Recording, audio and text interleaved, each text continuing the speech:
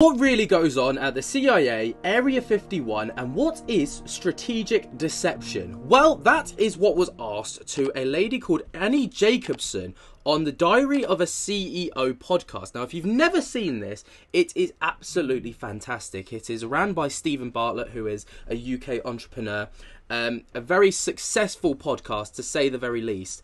But this was by far, I was listening to this podcast on my way, just like when I was on a drive, and I was so intrigued by this woman, Annie Jackson. She was talking about nuclear warfare, nuclear fallout and stuff like this. But then she starts talking about something that I didn't expect. The CIA, Area 51, and strategic disinformation and misinformation, and the spreading of this information in such a way and that it's misconstrued by the public. And it related so much to what I've been talking about recently with regards to Arrow, the Pentagon, Area 51, and the information that we've had coming out of those sources, that I was just like, I have to record a reaction to this of some degree to fill you guys in, because I was just so fascinated.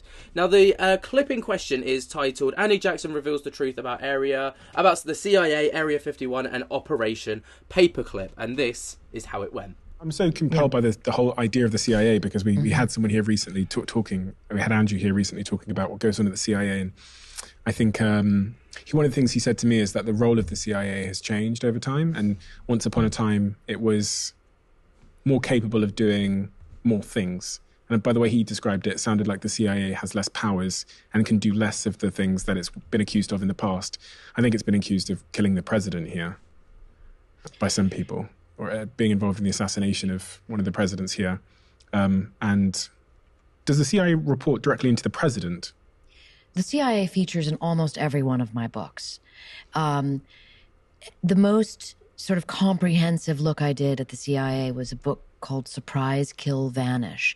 Now, a bit on Annie Jacobson, is she is an investigative journalist who basically interviews some very interesting people regarding Area 51, the CIA, atomic warfare and stuff like this. And she's very, very good at what she does. And then she publishes them into books and podcasts. And she is fantastic. If you haven't read some of her books, I really highly implore that you do. Which is about the CIA's paramilitary. And once I reported that, I understood that there are actually two very distinct components of the CIA. There's the sort of Central Intelligence Agency, the primary human. It's called human intelligence. And there's analysts, and there's espionage. And then there's the paramilitary organization, which was set up in 1947 specifically to go against the Russian version of itself, sort of to do the darkest, dirtiest, nastiest operations that we had to because the Russians were. And so, the CIA is a giant organization with a lot of tentacles. And I think it's important to speak, at least for me, having reported on many of these different programs. Area 51 covers the aerial espionage element of the CIA, the science and technology. The CIA was responsible for putting the first satellite in space, the Corona program. Dr. Bud Whelan, who I interviewed for Area 51, remarkable intelligence, surveillance, and reconnaissance programs. And then you have the paramilitary operators, the trigger pullers, the snake eaters, the individuals who, find, fix, and finish people. That's a euphemism. The teams that do that. But I prefer to speak very specifically on programs because I find it's the most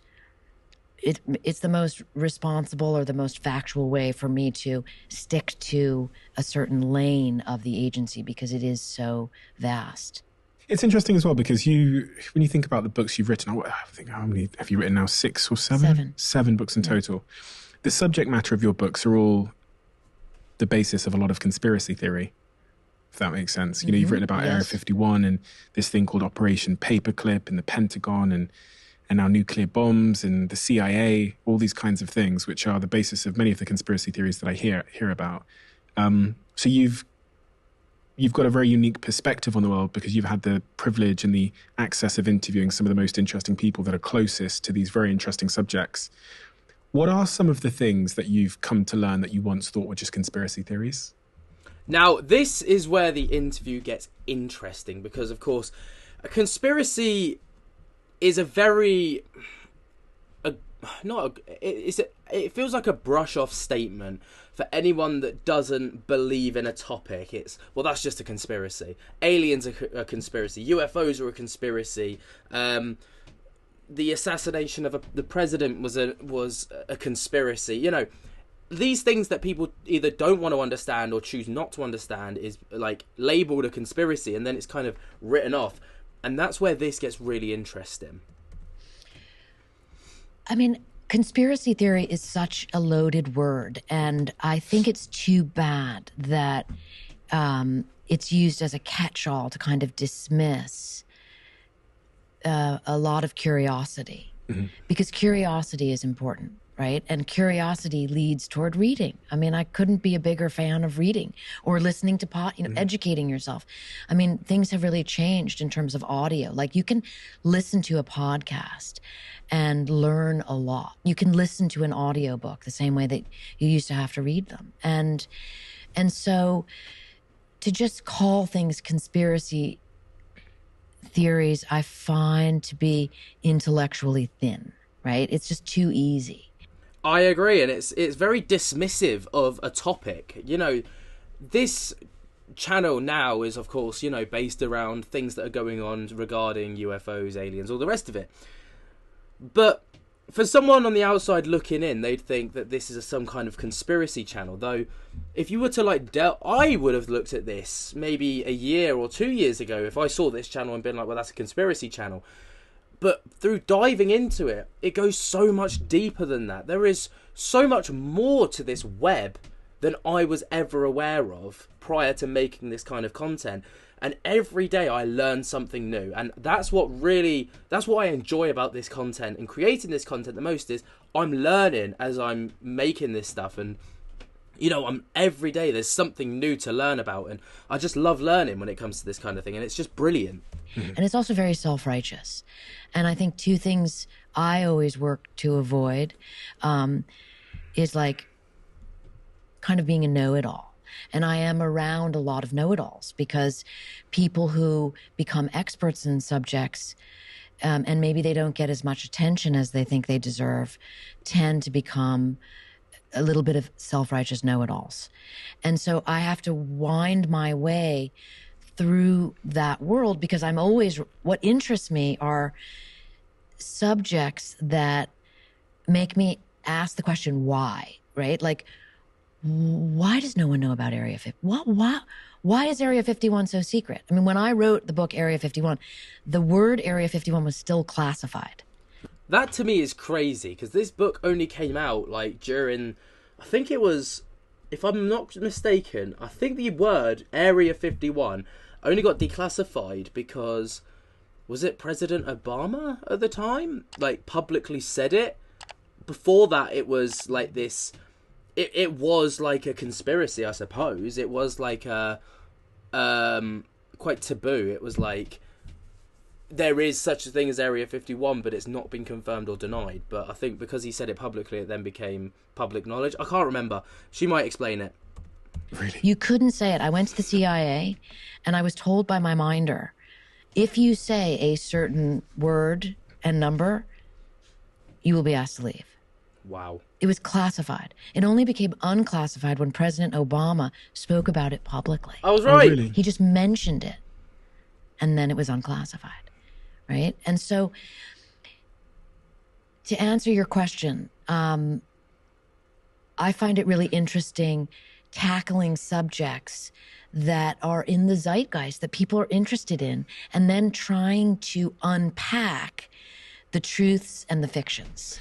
But is there something you heard about, you heard a whisper about, and you thought that can't possibly be true? And then after doing a little bit of investigative researching and journalism, you discovered that it actually was true and you were blown away. And I say that in part because I lived much of my life thinking that a lot of these subjects, Area 51, the CIA, this idea that there's all these spies and they're doing all of this stuff. And I thought a lot of it was just internet rumors and, you know, certain people who have, you know, they have like the silver foil on their heads and they're just like, whatever. And then I had the privilege of speaking to some people on this podcast and just out there in the world who confirmed that a lot of the things I once thought were tinfoil hat stuff is actually true. And once you have the curtain pulled back, it kind of blows your mind open to what else could be true. This is exactly what I meant when I said earlier about like learning stuff every day. And this is so true because, again, I would have looked at this channel in the state that it is now and the content that I create now a year ago or 2 years ago, and I would have been like, that's for tinfoil hat wearing people. I would have been so close-minded about it and I would have written it off as conspiracy. But now, like, because of what I've learned over the past 3, 4, I think it's 5 months of creating this content now, I wonder every single day what else could that I once thought was conspiracy, not to be true, that could actually turn out to be legit, real. Of course, there's a lot of things that are still just conspiracy because it's just so outlandish. But sometimes the most outlandish things turn out to be the most true things. It's boggled my tiny little brain. And I'm a person that kind of like needs evidence and logic, and I'm not going to believe something because I saw it on like an Instagram post or a story or a Telegram community. But my mind's been blown, especially over the last couple of years, about how some of these things that people consider to be conspiracy theories are actually very true. Have you had those moments in your career? Oh, absolutely. But I mean, you can really drill down on this stuff and figure out the thematic element of what's going on and then the specifics. And I'll give you an example. Like in Area 51, I learned about something called strategic deception, which is a CIA concept. Now, this is the main part of the podcast because I kind of skimmed through parts of it and then I got to this part and I heard about this deception and I was just like hooked. And I have heard this part all the way through. And this plays into conspiracy theories. And when you come across something, maybe having this information I'm about to tell you will help you go, okay, let me look at it in terms of these two lanes. So it goes like this. The CIA was building spy planes out at Area 51.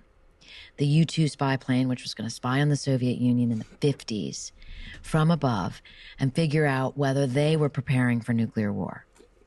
And the plane was built at Area 51 because no one could know about it. It flew at 70,000 feet. It was out of range of any surface-to-air missiles. I interviewed the first man who flew over the Soviet Union in a U-2, Hervey Stockman. That's and incredible. He took pictures with these massive CIA cameras that, you know, came back to the agency. It was wet film and allowed the CIA to understand what was actually going on the ground in Soviet Russia. It was photographing military bases. Wow. So the spy plane was being built and it was so secret, like only the president knew about it. At the same time, nuclear weapons were being exploded next door, right? So Area 51 and then over at Area 23 was where the bombs were going off. And I was interviewing all the engineers who were building the spy plane. And Bob Murphy was one of the lead engineers, and he told me this story about strategic deception. So he and others would go to the ranch, that's what they called Area 51, then they'd fly back to Burbank, California, where they all lived, for the weekends to be with their families. And they would take this shuttle back and forth. And one day, they went to a big party the night before, and Bob Murphy got drunk. He was not a guy who gets drunk, but he got drunk. He missed the shuttle. And he was like, oh my God, I'm going to lose my job. I'm in trouble. And he opens the doors, how he described it to me, to like, you know, go out and deal with this. And there's an FBI agent like about to knock on the door.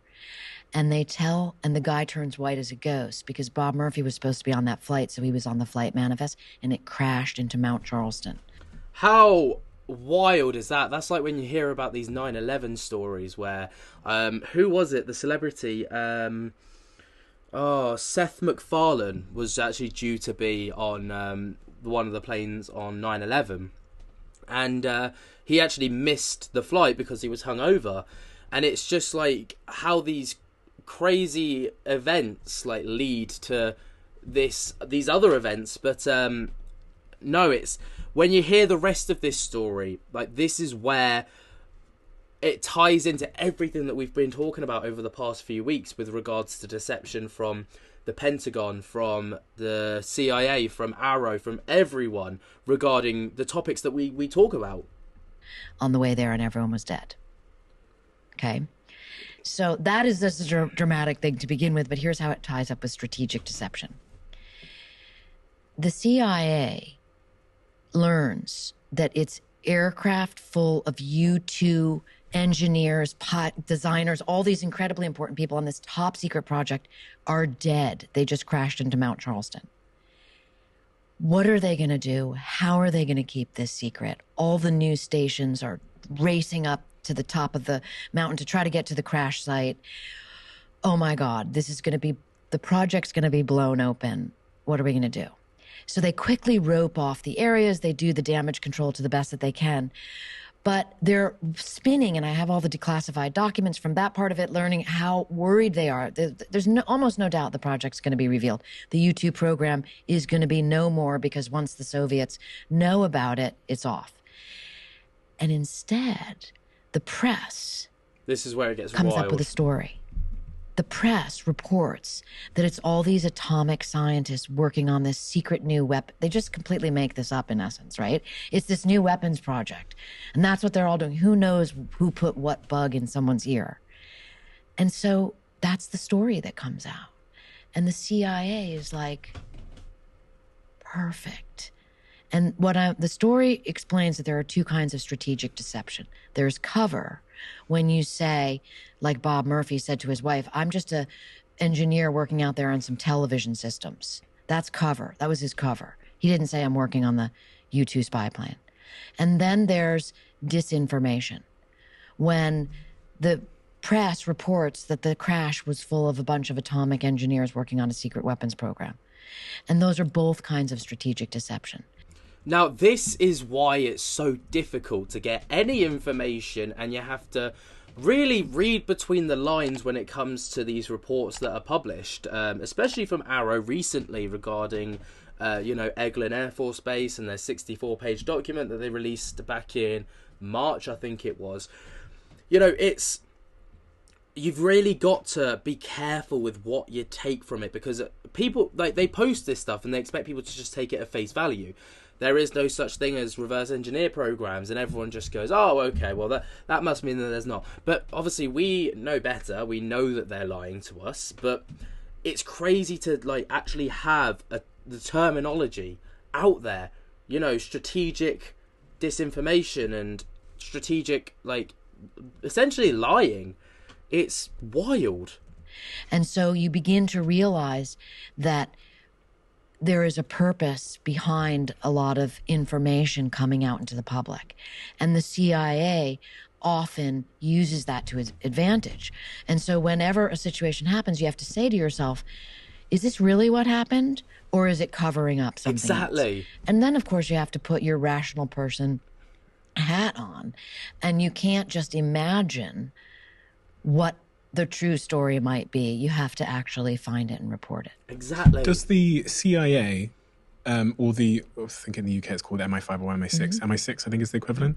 Does MI6, all of these sort of special secret service agencies around the world, do they work with the media? This is an interesting question. That's a totally separate podcast. We could talk forever, because there's history of the CIA. And I'm not an expert on foreign intelligence agencies as much as I am on the United States. But by all means, there's a long history of the CIA working with journalists, reporters, authors, to put information there. I mean, is it working together, or is it that the CIA have misled the media through giving them leads to dead ends and giving them the wrong information so that they turn the other way to what's really going on? So it begs the question of what's true and what's not, and that's why we are so blessed to have people like Ross Coulthart on the case. This no bullshit attitude where he will call it out as he sees it, and you know, he won't just take things at face value, and he won't be bribed by these agencies. He won't be bought. He just wants the truth, just like everyone else, and that's why we're so blessed to have someone like him on this case. There's almost nothing that the CIA hasn't done, to my eye. The question is, you know, reporting it in the context of how that's happening. I write about in the Pentagon's Brain, if you want a little homework, you know, and you go into the back and in the index and look up brainwashing. And there's a long story where I explain exactly how this happened in the 50s with what ultimately an element that became known as the MK Ultra program. Okay, so like MK Ultra was a real program and it had a lot of sinister components to it. Is it everything that, you know, certain groups of people that sometimes get called conspiracy theorists say that it was? No. But there are threads of truth in it. And if you reverse engineer the brainwashing concept from the back, you will see what I'm talking about. And I think it's a very interesting story because it actually involves the head of the CIA, a guy called Alan Dulles, and his son, who got brain damaged in Korea, whom I tracked down and interviewed for that book. Spoiler alert. Wow. What a brilliant podcast. I could literally listen to her for hours. First of all, she had the most soothing voice, but also the content of what she was talking about was absolutely fantastic. Like I said, I was listening to this whole podcast, and if you don't follow A Diary of a CEO, I highly suggest that you do, because Stephen Bartlett has Joe Rogan level guests, and I heard this, and I heard they're talking about the CIA, Area 51, you know, misinformation, and I was like, this really clicks with everything that we've been talking about over the past few weeks with regards to this information that we've been delivered by Arrow, the Pentagon, the CIA, and, you know, most American agencies. But what do you think? Let me know your thoughts and opinions down in the comments below. While you're down there, be sure to jump to get the hell out of that like button, subscribe if you're new, and tickle my little bell so you get notified whenever we upload to the channel. And until next time, guys, I hope that you have enjoyed. Can't wait to see you in the next one, and I'll speak to you later. Peace.